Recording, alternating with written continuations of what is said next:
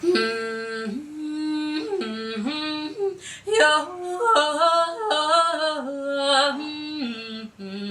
higura, higura, higura nawe. Muraho, mu kanya gatoya ntimujye kure, muraza gukurikira ikiganiro Higura kuri iyi channel ya YouTube. Mukore subscribe kitaza kubacika.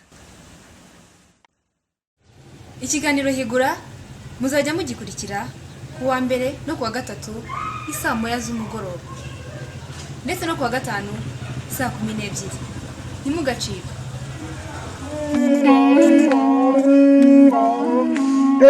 Moro y'Imana nshuti bakunze ikiganiro Higura, ikiganiro mukunda muri benshi kigaruka ku buvanganzo nyarwanda muri rusange, aho twigira hamwe byinshi bukubiyemo. Uyu munsi rero ni kuwa gatatu, turaza kugaruka kuri bimwe twanyuzemo kuva kuri Higura ya mbere kugera kuri Higura 12, ariko by'umwihariko muzi ko mu minsi ishize twababajije kuva kuri Higura ya mbere kujya kwa gatandatu. Uyu munsi turahera kuri Higura ya 7 kugera ku ya 12. Muribuka ko twagiye tugaruka ku bintu bitandukanye, aho twagiye tugaruka ku bicurangisho gakondo, tubabwira ku ningiri, tubabwira ku nanga, tubabwira ku muduri.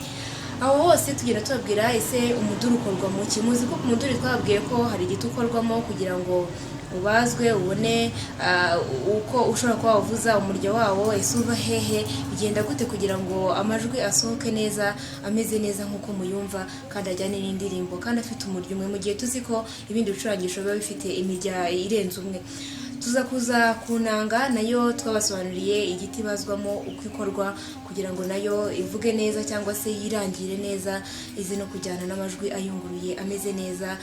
Tuza ku muduri aho twaganiye n'umuhanzi wakoze umuduri, Nsengiyumva François, nawe yababwiye ko umuduri ukorwamo ibyo ukorwamo, uko ukorwa kugira ngo ube ari umuduri neza, wa mugani uvuge neza, ndetse n'iningiri nayo twaganiye n'umuhanzi uyikoresha, hanyuma atubwira uko iningiri nayo bigenda kugira ngo imeze neza cyane.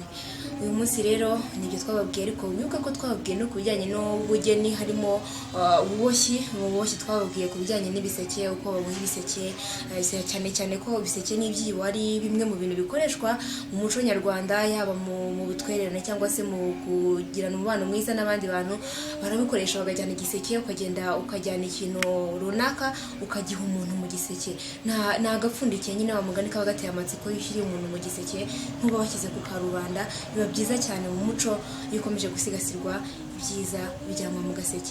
Hanyuma rero twaje no ku buboshyi bw'umusambi cyangwa se ikirago, kimwe mu bintu bifatwa nk'ikimenyetso gikomeye cyane ku bakobwa bagiye gushyingirwa, bajyana iyo bagiye gushyingirwa, bajyana kwa banyirasenge, kwa banyirabukwe, byifashishwa mu buryo bukomeye cyane. Twarabibasobanuriye, benshi bagiye banabisubiza mu bibazo twari twabajije.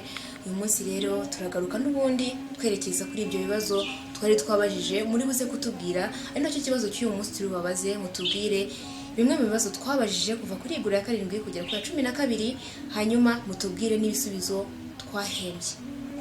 Ndabashimiye, mukomeze kugira ibihe byiza, ariko mbibutsa ko ikiganiro cyacu ari kuwa mbere, kuwa gatatu ndetse no kuwa gatanu, aho tuza tubaza ikibazo kimwe kuwa mbere no kuwa gatatu, kuwa gatanu tukaza duhemba abatsinze neza. Hanyuma namwe mukunda kubibona cyane ko tubahemba ku mugaragaro ku Rwanda, tukabibagaragariza. Ni 10,000 by'amafaranga y'u Rwanda kuri buri muntu uba watsinze.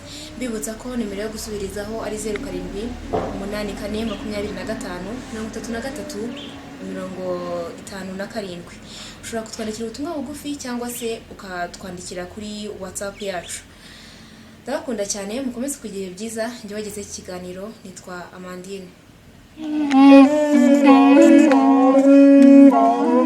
Thank you.